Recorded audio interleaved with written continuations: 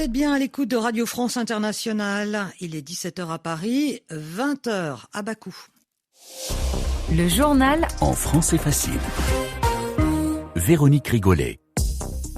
Bonsoir à tous, nous sommes le jeudi 26 décembre et je suis ravie de vous présenter cette édition du journal en français facile. À la une ce soir, l'Asie commémore le tsunami de 2004, le plus meurtrier de l'histoire, qui avait tué plus de 220 000 personnes le lendemain de Noël. L'Azerbaïdjan en deuil au lendemain du crash d'un avion de ligne qui a fait 38 morts. L'appareil a-t-il été abattu par accident par la Russie ? Rien n'est écarté, l'enquête est en cours. Enfin, 3 ans après le triomphe mondial de Squid Game, la série sud-coréenne est de retour sur Netflix. Une nouvelle saison de jeu toujours aussi cruelle et surtout mortelle que nous présentera Sophie Torletin à la fin de ce journal. C'était il y a 20 ans, jour pour jour, un séisme de magnitude 9,1 au large de l'île indonésienne de Sumatra engendrait d'énormes vagues jusqu'à 30 mètres de haut qui ont ensuite déferlé sur les côtes de 14 pays d'Asie du Sud-Est et jusqu'en Somalie.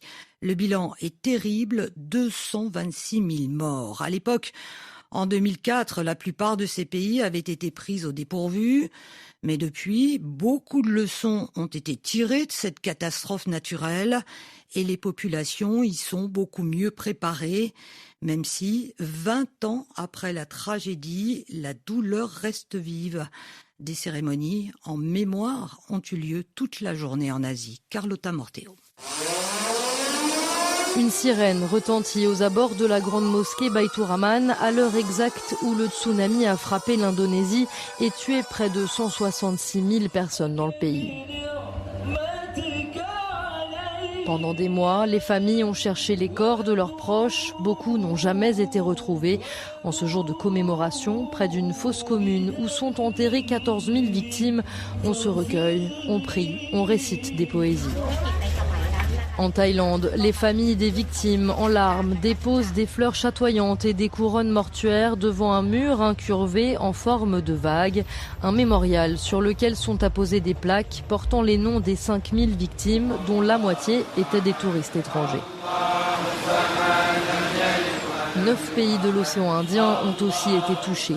Au Sri Lanka, où 35 000 personnes ont perdu la vie, des veillées à la bougie sur les plages et des cérémonies religieuses ont marqué cette journée en mémoire du pire tsunami de l'histoire. Depuis, les systèmes d'alerte se sont nettement améliorés. Quelques 1400 stations dans le monde permettent aujourd'hui d'informer les populations quelques minutes seulement après la formation d'un tsunami. Carlotta Morteo du service international de RFI. Et l'on apprend ce soir la visite annoncée à Mayotte ce dimanche et lundi prochain du Premier ministre François Bayrou, qui se rendra donc sur place auprès des sinistrés mahorais, accompagné de plusieurs ministres, dont Manuel Valls, le tout nouveau ministre des Outre-mer, qui a déjà promis de s'attacher à la reconstruction de l'archipel, dévasté il y a plus d'une dizaine de jours par le cyclone Chido. Au Proche-Orient, en Syrie, après avoir multiplié les gestes d'assurance envers toutes les minorités du pays, les nouvelles autorités de Damas ont lancé aujourd'hui de vastes opérations contre des groupes armés fidèles au président déchu Bachar el-Assad, notamment dans l'ouest du pays, dans la province côtière de Tartouf, faisant au moins 6 morts selon une ONG. Des opérations qui interviennent au lendemain d'affrontements meurtriers et de manifestations de la minorité alaouite, dont est issu l'ex-président, après la diffusion d'une vidéo montrant une attaque contre l'un de leurs sanctuaires. Ces manifestations sont en tout cas les premières depuis le renversement du régime. Journée de deuil national en Azerbaïdjan après le crash hier, encore bien mystérieux, d'un avion de ligne dans l'ouest du pays qui a fait 38 morts. L'enquête est en cours et si dans un premier temps, il était question d'une collision possible avec des oiseaux, eh bien cette éventualité a été écartée au profit d'un possible tir russe. Certains experts militaires et d'aviation azérie affirment en tout cas que l'appareil qui survolait une zone du Caucase russe où une attaque de drone ukrainien avait été reportée, eh bien, a été abattu par accident par la défense anti-aérienne russe. Romain Lemaresquier. À peine quelques heures après ce terrible accident, les premières rumeurs pour expliquer ce crash circulaient sur les réseaux sociaux. Des rumeurs qui se basaient sur les images de la queue de l'avion, mais aussi des vidéos postées par des passagers, comme le détaille Xavier Titelman, ancien aviateur militaire et consultant en aéronautique et défense. On a aujourd'hui beaucoup d'informations, on a notamment des images, des débris sur l'appareil dans lesquels on reconnaît sur la dérive ce qui est tout à fait caractéristique des shrapnels, c'est-à-dire des milliers de billes d'acier qui sont dans les missiles de défense antiaérienne et qui vont exploser à proximité de leur cible. Et ça fait des dégâts qui sont tout à fait spécifiques, qu'on reconnaît vraiment systématiquement, comme sur les autres appareils qui avaient été abattus par exemple par la Russie, le MH17, pour lequel on avait ces destructions qui étaient très très semblables. Mais pourquoi cet avion aurait été visé par la défense antiaérienne? Selon Xavier Titelman et de nombreux autres experts, hier matin, alors que ce vol devait se poser à Grozny, la capitale tchétchène subissait une attaque de drone ukrainien. Alors on est sur un vol qui devait aller à Grozny, c'est-à-dire en Russie.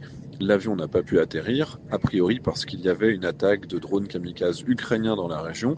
Et donc, évidemment, la défense aérienne russe était active. Pour l'heure, ni les autorités kazakhs, ni les autorités azerbaïdjanaises n'ont souhaité commenter cette version. Et même si la boîte noire de l'appareil a été retrouvée, il se pourrait que l'on ne connaisse jamais le fin mot de l'histoire. Et cet après-midi, vive réaction de Moscou qui met en garde contre les hypothèses et les spéculations sur le crash de cet avion. La Russie est également pointée du doigt dans des opérations de sabotage en mer Baltique.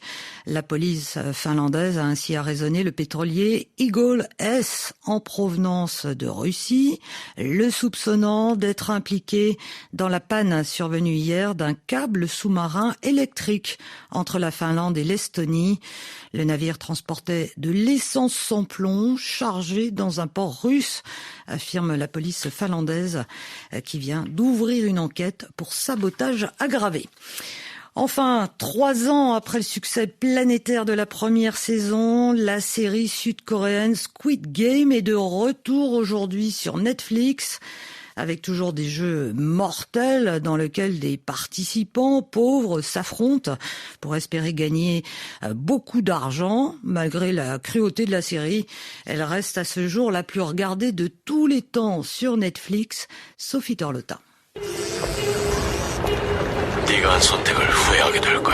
Il faut être masochiste ou avoir une mentalité de héros pour vouloir retourner dans le jeu. Ji-hoon, matricule 456, le vainqueur de la première saison, veut y mettre fin. Il emploie son immense fortune pour traquer le maître du jeu et recruter des mercenaires. Il va se retrouver une nouvelle fois embarqué sur une île perdue avec d'autres participants prêts à risquer leur vie dans des jeux d'enfants mortels pour divertir des super riches. Tant que ce monde ne changera pas, le jeu continuera.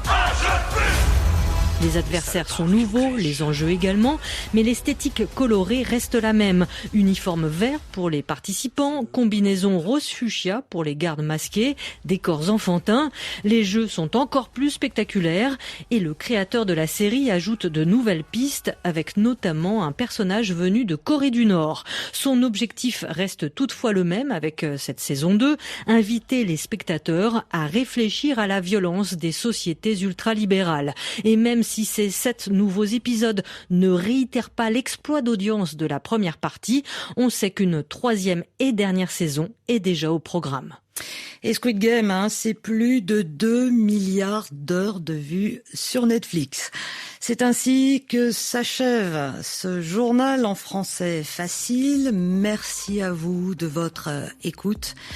Et puis, vous pouvez toujours, bien sûr, retrouver ce journal à tout moment sur notre site internet françaisfacile.rfi.fr.